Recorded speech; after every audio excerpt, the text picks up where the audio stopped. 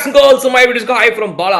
ICC 2024 T20 world கப்ல super 8 ஸ்டேஜ்க்கு இப்போ வந்திருக்கிறோம். நிறைய பேருக்கு வந்து பாத்தீங்க அப்படின்னா சூப்பர் 8 வந்துருச்சு, ஆப்பாடா இனிமே கொஞ்சம் இன்ட்ரெஸ்டிங்கா நடக்கும்டா மேட்ச் அப்படின்னு. சில பேர் உங்களுக்கு என்னடா இந்த ஸ்லோ ஸ்கோரிங் மேட்சை பத்தி தெரியும், ஒரு லோ ஸ்கோரிங் 49 ஒரு டீம் அடிச்சு அந்த 50 அடிக்கு 60 ஓவர் ஒரு டீம் போராடக்கூடியது வந்து எவ்வளவு சூப்பரான விஷயம் தெரியுமாடா அப்படின்னு சொல்லி நிறைய பேர் வந்து இந்த லோ ஸ்கோரிங் மேட்சஸ் ரசிக்கக்கூடிய வகையில இப்போ சூப்பர் 8க்கு வந்திருக்கிறது எப்படி அப்படின்னா, ஓகே டாப் 8 டீம்ஸ் வந்துட்டாங்கப்பா. இந்த டாப் 8 டீம்ஸ் யார் யார் என்னென்ன மாதிரி விளையாட போறாங்கன்றத பார்ப்போம் அப்படின்னு எல்லாருமே ரொம்ப ஆர்வமா காத்துட்டு இருக்காங்க.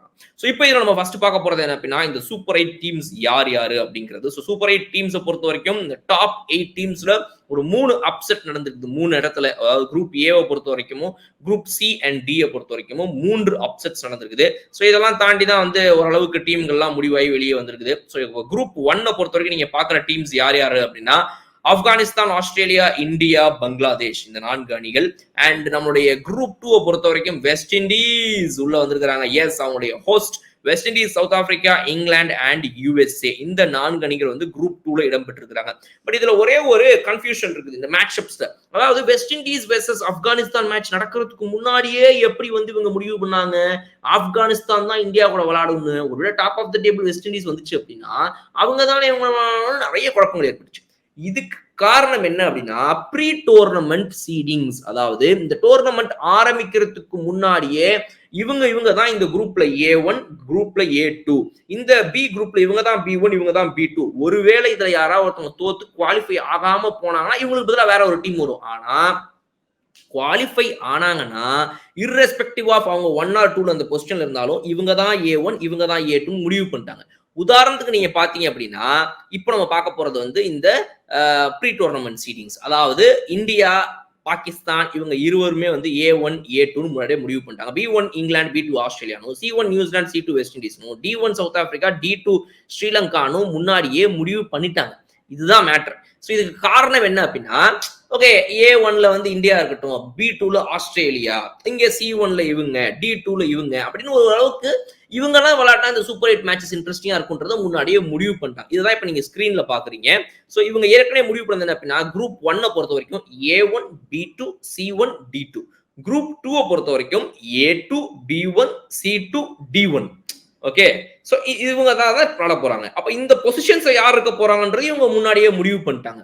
இவங்களுடைய ப்ரீ டோர்னமெண்டின் படி பார்க்கும்பொழுது என்ன அப்படின்னா, இவங்க அது யாரது, India, Pakistan, England, Australia, New Zealand, west Indies, south Africa, Sri Lanka முடிவு பண்ணிட்டாங்க. இதுதான். இப்ப ஒருவேளை இதுல மாற்றம் ஏற்படுது. உதாரணத்துக்கு இந்தியா முதல் இடத்துல இல்லாம குரூப் ஸ்டேஜ்ல முடிவுல 2வது இடத்துலயும், பாகிஸ்தான் முதல் இடத்துலயும் இருந்தாலும் கூட A1 இந்தியா தான், A2 பாகிஸ்தான் தான். ஏன்னா இந்த மாதிரி மேட்ச் அப்ஸ்லாம் இருந்தா இன்ட்ரெஸ்டிங் ஆகும், இவங்க ஃபிக்ஸ் பண்ணி வச்சிட்டாங்க. இப்போ இங்க எங்க சேஞ்சஸ் நடக்குது அப்படின்னா, ஃபார் எக்ஸாம்பிள் யூஎஸ்ஏ ஒரு புது இடத்தை பிடிக்கிறாங்க. இதுல A2 யூஎஸ்ஏ, C1 ஆப்கானிஸ்தானும், D2 பங்களாதேஷும் 3 அணிகள் இப்ப இவங்களுடைய ப்ரீ டோர்னமெண்ட் சீடிங்ஸ் இவங்க முடிவு பண்ணி வச்சிருந்த அந்த 8 அணிகளுக்கு பதிலாக மாறுது 3 அணிகள். சோ இந்த 3 அணிகள் உள்ள மாறும்போது என்ன நடக்குது அப்படின்னா, A1 இந்தியா ரைட்டு முதல் இடத்துல முடிச்சது.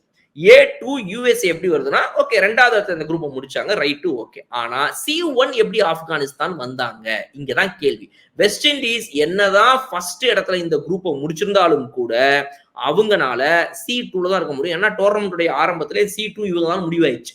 இப்ப C1 இவங்க முடிவு பண்ணி வச்சிருந்தது யாரு, இந்த C1 முடிவு பண்ணி வச்சிருந்த டீம் தான் இப்ப இந்த டோர்னமெண்ட்ல வெளியே போயிருக்குது, நியூசிலாந்து. அவங்களுக்கு பதிலாக the next best performing team யாரோ அவங்களோட இடத்தை பிடிச்சிருவாங்க. சோ அதனாலதான் நியூசிலாண்டோட இடத்தையும் ஸ்ரீலங்காவுடைய இடத்தையும் அந்த குரூப்ல அவங்களுக்கு பதிலா யாரு அந்த டாப் 2ல வந்திருக்கிறாங்களோ அவங்க 2 பேர் உள்ள வந்துட்டாங்க. அது ஆப்கானிஸ்தான் அண்ட் பங்களாதேஷ். இந்த இரு அணிகளுமே அந்த ஸ்ரீலங்காவுக்கு பதிலாகவும் நியூசிலாந்துக்கு பதிலாகவும் வந்ததுக்கு காரணம் இதுதான். அவங்களதான் இவங்க ரீப்ளேஸ் பண்ணுவாங்களே தவிர டேபிள் பொசிஷன் படி இவங்க 2, அதனால இவங்களுக்கு D2, இவங்களுக்கு மேல அப்படி வராது.